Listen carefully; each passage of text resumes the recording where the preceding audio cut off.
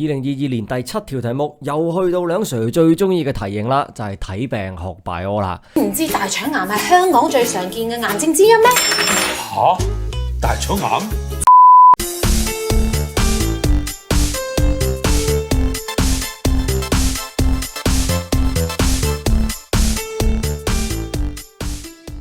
今次嘅題目呢，就講大腸癌係香港最常見嘅癌症之一啦。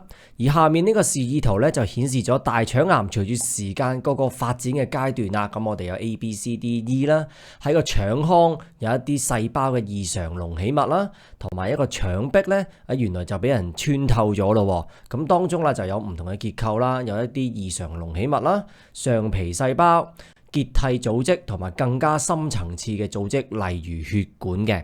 咁而家啊 Part A 咧就問翻我哋啦，喺 A、B、C、D、E 5個階段當中，邊一個係大腸癌最具有擴散嘅風險呢？然後啦就解釋你嘅答案咯。呢條題目咧第一樣要考我哋嘅就係有關於腫瘤嘅概念啦。嗱，腫瘤啦，同大家溫溫書先啊。喺正常情況底下咧，細胞分裂係由細胞內某一啲嘅 DNA 片段咧所去操控嘅。但係如果呢啲 DNA 嘅片段出現咗突變啦，即係 DNA 發生咗突然同埋永久性嘅變化嘅話咧，就有可能過度激發咗細胞進行分裂啦，或者冇辦法令到細胞分裂停止啦。到陣時咧就會結成咗一堆異常嘅細胞，咁我哋就稱之為腫瘤啦。咁過往咧我都拍咗啲片有關於細胞分裂啊，如果佢出錯咗咁點算啊？有啲咩嘅癌症？咁啊，從而就形成咗腫瘤啊，甚至乎癌症咯。咁對於腫瘤咧，我哋又有2個概念啦，就要分得清良性腫瘤同埋惡性腫瘤啦。呢個問題咧就係幫我哋去解決翻究竟 A、B、C、D、E 邊一個階段咧嗰個癌症係最具擴散嘅風險嘅。當中啦，良性嘅腫瘤咧就係講緊啊，佢由一個纖維嘅囊啦，所以包裹住啦，所以你會見到啦，有啲正常嘅細胞。套用翻喺呢一幅圖嘅話咧，就係我哋腸腔嘅上皮細胞啦，覆蓋住呢個良性嘅腫瘤，而喺呢個良性腫瘤嘅外圍咧，都仲有一個纖維嘅囊咧去包住佢，就令到佢唔會擴散去到其他嘅組織嘅。相反啦，去到惡性腫瘤，亦即係平時我哋所講嘅癌細胞啦，佢哋就會入侵同埋破壞周遭嘅組織嘅，例如啦上皮細胞啦、結締組織啦，同埋更深層次嘅組織，包括血管嘅。咁當佢入侵咗其他組織之後咧，佢哋就有機會脫離咗呢個腫瘤嘅細胞啦，從而就經過血管啦或者淋巴系統咧，就去到身體各部分，亦即係移位或者我哋講嘅擴散啦。而當呢啲癌細胞或者惡性嘅腫瘤細胞去到一個新嘅組織、新嘅器官嘅時候咧，又會繼續進行不能夠停止嘅細胞分裂，一變二，二變四，四變八，就形成咗另一個器官入面嘅惡性腫瘤啦。無論係良性定係惡性嘅腫瘤咧，其實嗰啲細胞咧都係唔能夠發揮到正常功能嘅。佢淨係存在同埋進行細胞分裂嘅啫，咁所以啦，無論良性同埋惡性都好啦，其實都會對我哋嘅身體健康咧構成一定嘅風險嘅。只不過1、2、3、4，只不過咧惡性腫瘤亦即係癌症啦，佢嘅嚴重性就高好多啦，因為佢能夠擴散到身體各部分啦。呢啲最典型嘅情況咧，就係一個病人佢本身係大腸癌嘅。但係當呢個癌細胞擴散到身體各部分咧，就有機會去到肺嘅位置啦，就形成肺癌咯。咁所以答案咧亦都呼之欲出噶啦，就係我哋會發現到呢個腫瘤細胞咧，佢係能夠穿越到個血管，即係話佢能夠入侵咗、破壞咗上皮細胞啦、結締組織，入到更深層次嘅組織，包括血管嘅話咧，佢就具有高一啲嘅擴散風險啦。咁所以答案咧就係 E 咯。然後啦，去到 Part B 咧就問有關於預防大腸癌咯。香港衛生署咧就展開咗一項定期篩查嘅計劃。大腸癌篩查計劃資助50至75歲冇病徵嘅香港居民做篩查，可以免費㗎。以下呢個流程圖咧就說明咗啦，呢個篩查計劃嘅一啲詳細步驟咯。一開始咧就檢驗翻參加者嘅糞便啦，有冇血啦。嗱，糞便有冇血咧？原來係大腸癌嘅早期症狀嚟嘅。其實原因好簡單嘅啫，就係大腸嘅內腔入面嘅異常隆起物咧，同個大腸入面嘅糞便去摩擦嘅時候咧，其實有機會損咗噶嘛。好啦，呢啲上皮細胞啊，或者息肉咧，損咗嘅話咧，就有機會有出血嘅現象咯。咁如果啦，糞便當中冇血嘅，咁啊2年之後再進行篩查啦。如果啦，大便係有血，又再測試下啦，檢查下大腸同埋直腸有冇異常嘅隆起物，或者平時我哋講開嘅息肉啦。如果有嘅話咧，咁又唯有清除隆起物啦，清除息肉佢啦。如果冇嘅話咧，就5年之後再見，再進行篩查咯。咁而家第一部分咧，佢就問我哋啦，衛生署就建議咧，50歲或以上嘅人士咧就要參與呢個篩查計劃啦。咁要我哋舉出2個理由，點解呢一批人係較容易去患上大腸癌嘅呢？今次特別要講嘅就係患上癌症嘅高危因素。嗱，患癌嘅高危因素其實有好多嘅。過往咧2014年呢條題目咧，我哋都已經接觸過噶啦。例如啦，家族嘅背景啦，過往嘅祖先啊，有冇一啲患癌嘅家族醫學嘅歷史啦。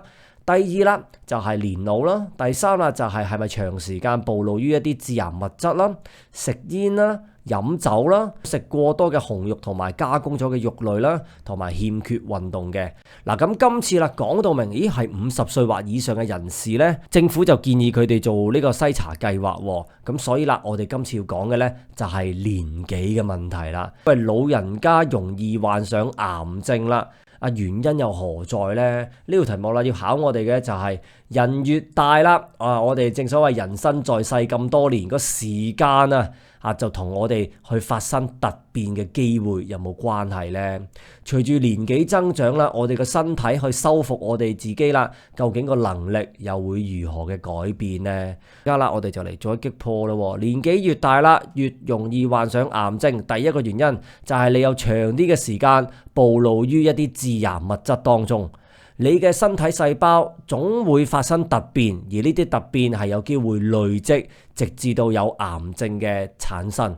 所以啦，第一個就係講緊啦，你有長時間係要容許呢個突變去累積嘅。原因咧，正所謂食鹽就多過你食米啦，去攝入一啲致癌物質啊、有變劑嘅時間啊、機會啊、份量啊，亦都比一個後生嘅人咧為之多嘅。所以啦，佢就有大啲嘅機會啦，就有基因變異去發生咯。第二個原因啦，正所謂拳怕少壯啦，年紀越大，免疫系統相對上就會變弱咯。所以啦，我哋嘅免疫系統仲能唔能夠去殲滅咗一啲癌細胞呢？嗱，呢一句說話咧好緊要嘅，其實係想話俾我哋聽咧，唔使咁驚噶。我哋嘅免疫系統咧唔係淨係打一啲外來嘅嗰啲咩細菌啊、病毒嗰啲嘅，因為我哋嘅免疫系統係打啲不屬於我哋嘅細胞，即係話啦，即使一個細胞，喂，你係肝細胞，你係腸細胞，但係如果你係唔能夠進行一個正常功能嘅話，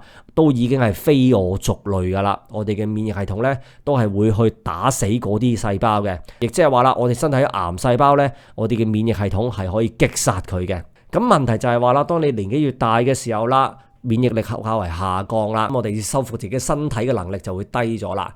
又或者啦，我哋一啲腫瘤抑制基因咧，佢嗰個表現嘅水平亦都會較為低一啲啦。又或者一啲癌症嘅基因咧，亦都較為活躍嘅話咧，正所謂此消彼長咧，一個老人家就大啲機會患上癌症咯。可能你會問嘅，喂，一啲後生仔咧，其實都大機會患上癌症噶。係啊，如果佢免疫力差嘅話咧，其實都係有機會嘅。跟住啦，就去到第二部分咯。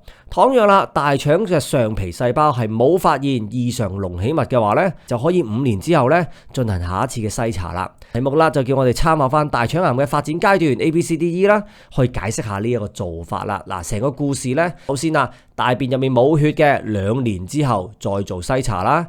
大便有血，做完大腸內窺鏡檢查之後啦，發現啦，咦，冇異常隆起物，就可以5年之後再嚟啦。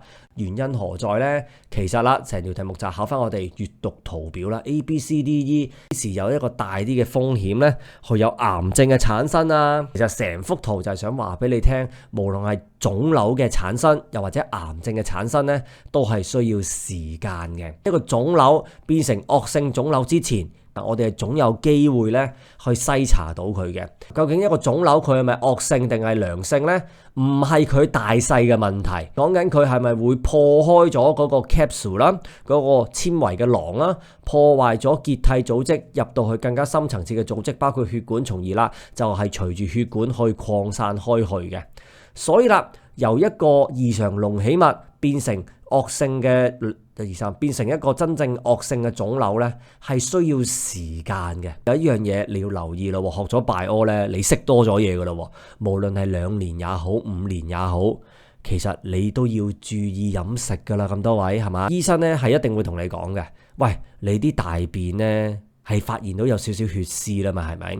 嗱，雖然暫時我哋見唔到息肉嘅，不過你都要小心飲食咯。所以去到第3部分咧，我哋就會講飲食嘅習慣咯。咁啊，入第3部分之前啦，都俾翻大家睇一睇呢啲圖畫啦，就係大腸息肉咧嗰個演變發展啦，係由一細嘅息肉啦變大嘅息肉啦，叫癌病變前嘅息肉啦，再變成真係早期嘅大腸癌或者中晚期嘅大腸癌啦。咁當中你要留意啦，佢嗰個息肉演變成癌細胞嘅時間咧，可以長達10年或以上嘅。嗱，呢一幅圖咧。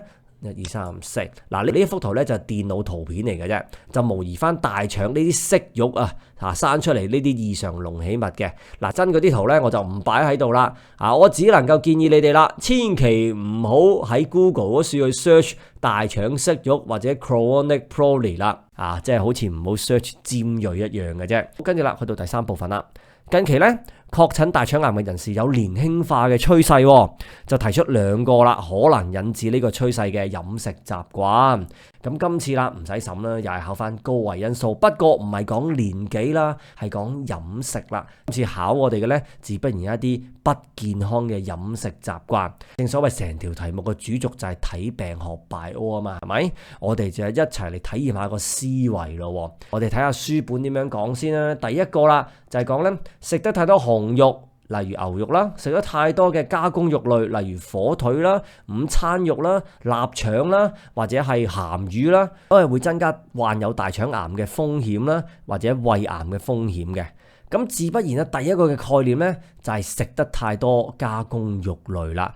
原因何在啊？就係加工肉類咧，或者紅肉咧，佢係有多一啲嘅致癌物質咯，carcinogenic substance 啦。嗱，記緊要有下面呢一句，就唔好話啦，佢食太多紅肉或者加工過嘅肉類咯，呢啲肉類係含有致癌物質嘅。第二啦，咁啊書本又講，咦，食多啲蔬果蔬菜咧，係可以減低到患上大腸癌嘅風險。原因咧就係食用纖維咧係增加咗一個糞便嘅大嚿嘅程度啦，從而啦就刺激腸臟蠕動，增加咗我哋個大腸咧排走呢啲carcinogen致癌物質嘅速度咯。咁我哋反轉嚟諗啊嘛，佢哋大啲機會患上大腸癌嘅話，個不健康嘅飲食習慣自不然就係食得唔夠食用纖維啦。咁除咗多肉少菜之外，原來仲有另一個原因，就係成日食炸嘢啦。因為當一個食物經過高溫烹調嘅時候咧，其實佢哋都係大機會咧去產生呢個致癌物質嘅，所以嗰啲炸雞啊、炸午餐肉啊，甚至乎你食午餐肉天婦羅嘅話咧，你就自己小心啲啦。咁多位，啱啱講完第3條咧，我就想講翻啦。一個學生如果佢想讀好 bio 嘅話咧，其中一個方法我成日教大家嘅就係睇病學 bio。有好多同學啦，佢哋讀 bio 都係想做醫生啫，係咪？你留意下啦。用醫生嘅思維去學 bio 咧，就又唔使死記硬背啦，係咪？一般教科書咧去鋪排邏輯咧，都係從住呢個次序入手嘅。第一啦，就係正常功能係點樣㗎？某某器官啊，個胃啊，個腸啊，某某細胞啊，正常功能係如何㗎？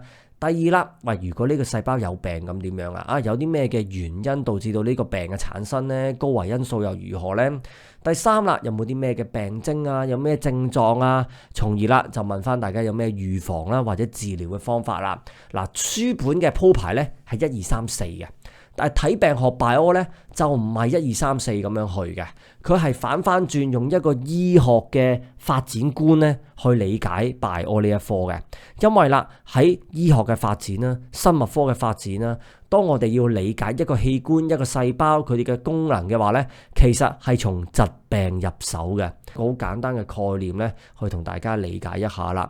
例如啦，你患上便秘咯嚇，便秘咧就係個病啦，係咪？有啲咩嘅病徵啊？有啲咩症狀啊？嗱，症狀咧你自己 feel 到嘅，肚脹脹咯，好唔舒服咯。病徵嘅話咧，其實人哋都有機會見到你個肚咧，零舍好脹嘅喎，係咪？咁醫生咧就問下你啦，喂，你近嚟嘅飲食習慣如何㗎？喂，我多肉少菜㗎，從來唔食菜㗎，你叫我食菜咧，慘過叫我去死嘅。咁我慢慢就會知得到啦。我唔食菜，淨係食肉，跟住咧就屙唔到屎，又肚脹脹，即係啲屎喺你個肚度咧，係咪？然後我哋慢慢就去理解下啦。會唔會同你個大腸有啲關係啊？過往我都有唔少片都係講睇病學拜屙嘅，就係利用身體出事呢個契機，去明白翻究竟我哋身體嘅正常機能係如何啊？都有一個例子係講呢個眼睛嘅黃斑病變啊嘛，係咪？我哋發現啦，呢個人咧睇嘢唔清晰喎，原因何在咧？我哋檢驗咗佢隻眼之後就發現啦，佢個視網膜中間部分嘅黃點咧，嗰啲細胞死咁啲喎，冇乜空 cell 喎，咁自不然啦，我哋就知得到原來空 cell 咧對於我哋睇嘢呢個功能咧就好重要啦。跟住啦就去到一點出發啦。今次嘅題目咧就係由大腸癌開始嘅，考兩樣嘢。第一就非傳染病啦，過往都有唔少非傳染病嘅題目噶啦。第二咧就係消化系統啦。先講咗非傳染病先啦。癌症作為一種慢性病，佢由腫瘤開始，而腫瘤就係因為控制細胞分裂嗰個基因發生突變，從而就令到個細胞咧係唔能夠控制到細胞分裂啦，就會不斷咁樣一變二，二變四，四變八咁樣變落去咯。可惜嘅係咧，呢啲腫瘤細胞咧，佢係唔能夠發揮正常功能嘅。如果呢個腫瘤細胞發展成惡性腫瘤嘅話，就仲衰擴散去到你身體唔同嘅器官咯。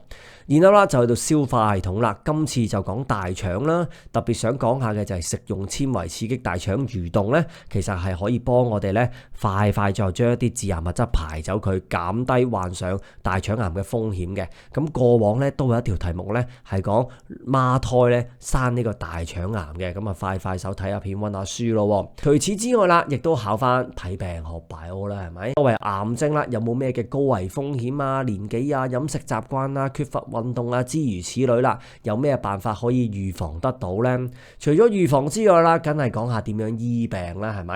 外科手術切除咗嗰啲異常嘅隆起物啊，利用放射治療啊、化學治療啊，點樣可以殺死癌細胞呢？佢哋嘅原理何在呢？又或者佢有冇啲咩嘅唔好處呢？除咗預防啦、治療啦，我不得不提嘅呢，就係今次題目都有考嘅篩查計劃咯。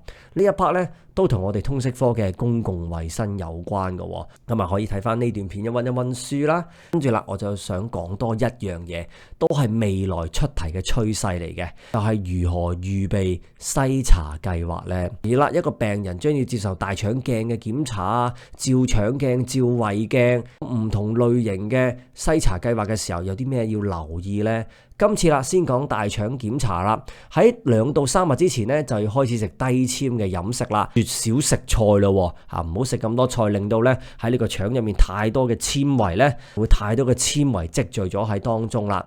第2到第3日咧，就係食一啲無渣嘅流質飲食咯，通常係飲下湯啊，啲湯水咧都唔好咁多顏色，食啲飲啲清湯就算數啦，飲下蜜糖水啊，飲下寶礦力都 OK。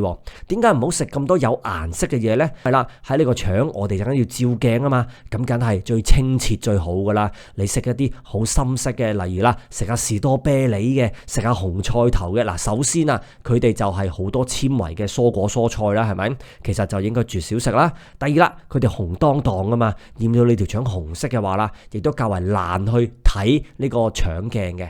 去到之前嗰一晚呢，就要食少少瀉藥，去將你腸入面剩餘嘅屎呢都屙晒出嚟，就確保你條腸呢真係屙清屙淨、好乾淨嘅情況底下，冇任何嘅糞便呢去遮蓋住你個腸腔個腸壁嘅話呢，咁個醫生呢就容易啲睇到有冇任何嘅息肉響樹啦。係嗰句啦，我就唔擺啲真嘅圖響樹啦。你想知嘅話呢，睇下留言區，我就擺咗條 link 俾你哋，或者你喺翻 Google 嗰處 search 啦，大腸息肉咧，你都會見到嗰啲真正嘅圖片噶咯。然後啦，你就會問啦，喂，梁 Sir，點解你會知呢個係出題趨勢咧？無啦啦點會講啦？篩查嘅時候有啲咩要預備啫？咁我講得嘅就梗係有根有據噶啦。咁啊，因為以前都有出過類似嘅題目噶。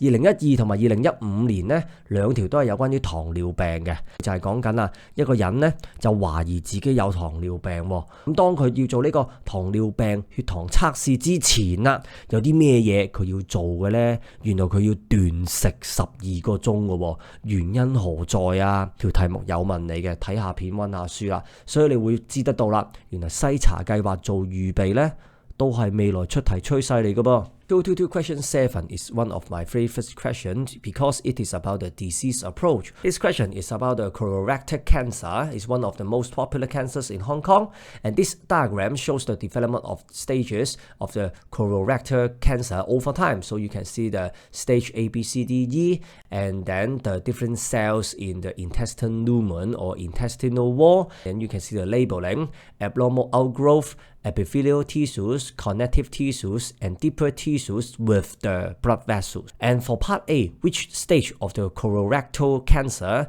has a higher risk of spreading? Explain your answer. This question is checking us the concept about tumor. So let's do the revision together. Normally, the cell division is well controlled by the certain segment of the DNA in the cells. That means a certain gene. However, when mutations, which is the sudden and permanent change in the DNA in the gene, occur in these segments, cell division may become overstimulated or may never be inhibited. So this will produce a mass of abnormal cells called a tumor. So remember that this group of cells, the abnormal cells, they cannot perform the function normally. They just keep doing the cell division. The second concept and the critical concept of this question is to distinguish the benign tumor and the malignant tumor. So for this part, we need to know that for the benign tumor, they are the tumor cells surrounded by a fibrous capsule and do not spread to other tissues. So you can see the normal cell covering the tumor cell, and the tumor cells, they are covered or surrounded by the fibrous capsules.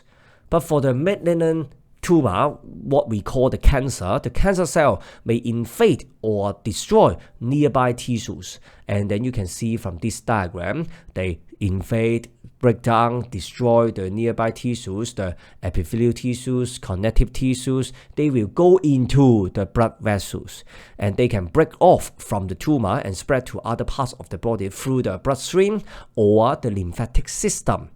And at the new site, the cancer cell may grow into another malignant tumor. So for the very classical example is that patient is suffering from the colorectal cancer, and then for the cancer cell, they will spread to the lung and develop the lung cancer. So that's why the tumor cells can spread through the blood to other parts of the body. Therefore, for stage E, you can see from the diagram, the tumor cells, they break through the connective tissues and the deeper tissue with the blood vessels. That means they can enter the blood vessels and get spreaded to other parts of the body. For part B, it's about the screening program.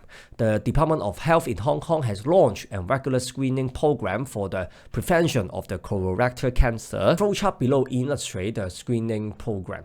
Check for the presence of blood in the feces, the early symptoms of the colorectal cancer of the participant. If there is no blood in the feces, people can come for the screening again 2 years later. But what if there is blood in the feces? So the patient need to have the examination of the colon and the rectum for the abnormal outgrowth. And what if there is no abnormal outgrowth in the colon or the rectum? So they can come back for screening again 5 years later. And what if there is abnormal outgrowth to be found? So we need to do the surgery to remove the outgrowth. So for part 1, the screening program is recommended for people aged 50 or above. So we need to give 2 reasons why this group of people is more susceptible for the colorectal cancer. this question, it checks us the concept about the risk factors of the cancer.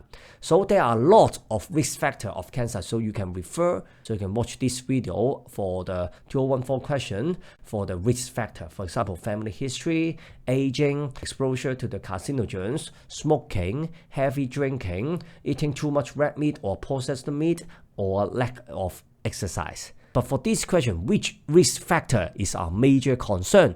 It must be the aging, because we are talking about the people age 50 or above. So that's why we need to relate the chance of mutation to time and relate the ability to repair to the age. So for aging, we know that the incidence of cancer is higher in the older age group. And the reason is that the older people have had a longer time for mutation to accumulate to a level that cancer develop.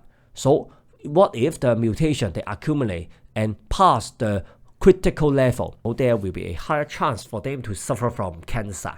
So they have been living for a long period of time, long enough for the accumulation of the mutations, and then they have been exposed to the cancer-causing agents, carcinogens, mutations for a longer period of time. Therefore, the chance of genetic mutation to occur is higher. And the second reason is about their immune system becomes weaker and less effective in destroying the cancer cells. So the cells in the older people have lower ability to repair. Old people have a weaker immune system. So you know that our immune system, they are so powerful, not only fight against the bacteria, the virus, those pathogens, but also the cancer cells, because they are not the self cells. They are regarded as the foreign cells because they cannot function normally. They just do what? They just do cell division. So therefore, we need to keep our immune system stronger.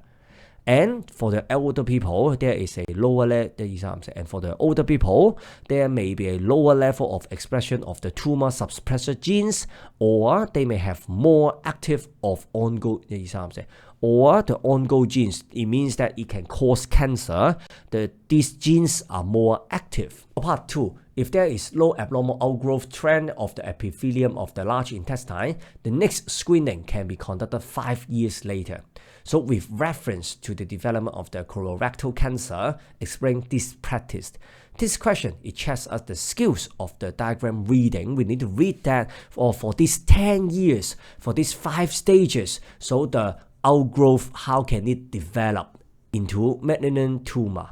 Concept checking is about the development of a malignant tumor. One thing I need to clarify is that the size of the outgrowth doesn't reflect the development of a malignant tumor, but the tumor cells, where are they? Where do they go? Do they invade or destroy the nearby tissues, the epithelial tissues, connective tissues, or the deeper tissue with the blood vessels? So we need to know that the development of the outgrowth to the malignant tumor takes many years to colorectal cancer. So it takes time. So at least, so you can see that for these 10 years, it could be more than 10 years. And then for the abnormal outgrowth, we have another name. There is another name, colonic polyp. So you can search these words in the Google search, because this is just the computer graphic, not the real picture. So you can search the real picture and take a look at the real picture of the colonoscopy. And then for part 3, recently, there is a growing trend of the people being diagnosed with the colorectal cancer at a younger age. Not only the elderly, but also the younger age. So we need to suggest 2 hidden habits which may lead to this growing trend. So other than aging, we need to recall the risk factor of cancer. This time, we need to talk about the unhealthy diet. So we can take a look from the book. So we can take a look from the book and then get some idea. Eating too much red meat, for example, beef, or processed meat, for example, ham, sausage, and the lunch raw meat. So it will increase the risk of the colorectal cancer or possibly stomach cancer. So you can see that the consumption of a lot of processed meat, processed food. So for this food, how dangerous are they? They contain carcinogenic substance.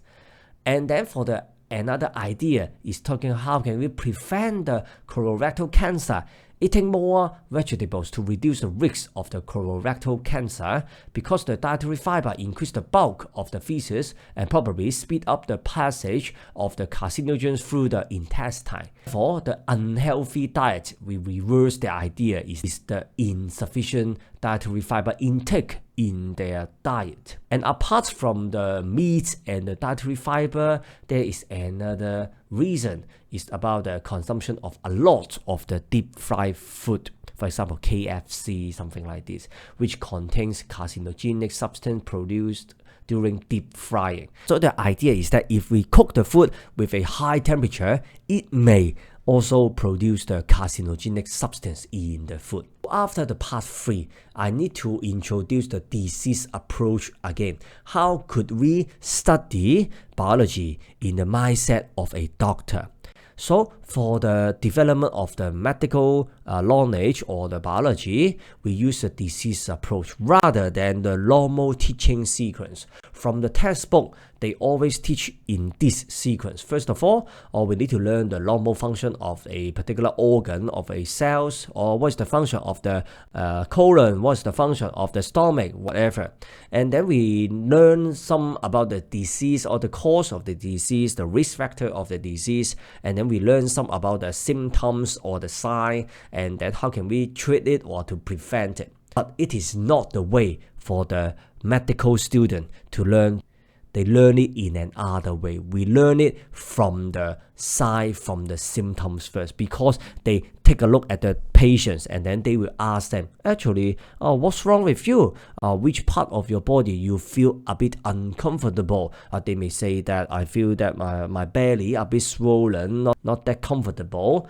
So, and then the doctor may ask you, okay, so what about your diet? I never eat vegetable, I only eat meat. So they gather all the information of having a lot of meat, no vegetables, and then feel that a bit swollen in the abdomen, not that comfortable. So they may think that anything wrong in the large intestine, because there is the way to move the feces. So we learn biology in this way. Talk about the disease in our eyeball. For example, the yellow spot, the cone cells, they are destroyed, they are damaged, and then make the people cannot see the things clearly, right? So we have the symptom first. There's the middle view of the seaside is not that clear. Exam that, and we do the examination, and then we know that the central part of the retina, or the cells, the light sensitive cells, they are destroyed. And they are the cone cells. So that's why we know that all the cone cells, they are important for the eyesight. So that's the disease approach. So let's talk about the curriculum mapping. This question, we start from the colorectal cancer, and then it checks out about the non-infectious disease. So you can watch the video for revision and also for the digestive system. So we talk about the non-infectious disease first. Cancer is one of the example of chronic diseases. And then we talk about the cancer, we talk about the tumor as well. So when there is a mutation in the gene controlling the cell division, so the cell cannot control the cell division at all and keep dividing, and then there will be a group of abnormal cells, we call it tumor, and they cannot carry out normal function. And for the digestive system, I would like to mention the dietary fiber. It can stimulate the peristalsis of the large intestine to prevent constipation, remove the carcinogenic substance from our body faster. And then we combine the idea and talk about the disease approach. When we talk about the cancer, any risk factor, aging, diet, exercise, living style, a lot. And apart from prevention, we also need to learn about the treatment, surgery, radiotherapy, chemotherapy. What is the principle of these 3 types of treatments and any disadvantage of doing these 3 types of treatments. And after that, I would like to talk about the screening program. It's also about the public health in the liberal studies. And for the screening program, one thing I would like to do the prediction, and it may be asked in the following exam. And it's about the preparation. When the patient is going to have the colonoscopy examination and the preparation for him or her. So for the 2 or 3 days before, he or she needs to adopt the low fiber food. So they should not eat too much fruit or vegetables because we don't want that dietary fiber to cover the inner wall, the lumen of the large intestine. And then for the 1 day before, they should eat a clear liquid diet. It means that they should drink some soup, okay, very clear soup, not with any color, not red, not yellow, not green, not blue, okay? So, and then they can drink the honey water and then sports drinks, for example, the Pocari. So they should be clean. For example, they should not eat the strawberry, beetroot, those brightly colored food, because we want our large intestine to be very clear for screening, right? And then for the 1 evening before, they need to take some laxative drink to induce the diarrhea, to clear all the feces from the large intestine, and then make sure that the large intestine is very clear, very clean for the examination. And you may ask that, for this preparation, it's very high order thinking. Well, Mr. Leung, we need to learn something more from our daily life. You may ask that, is it necessary to learn this? I can tell you, you must learn it. 2012 and 2025, they have the same question for the preparation for the blood glucose test for the diabetics. Before the patient, they take this blood glucose test for diabetics. Before that, they need to do the fasting for 12 hours. No food for 12 hours. So what's the reason behind that? Watch the video and do some revision.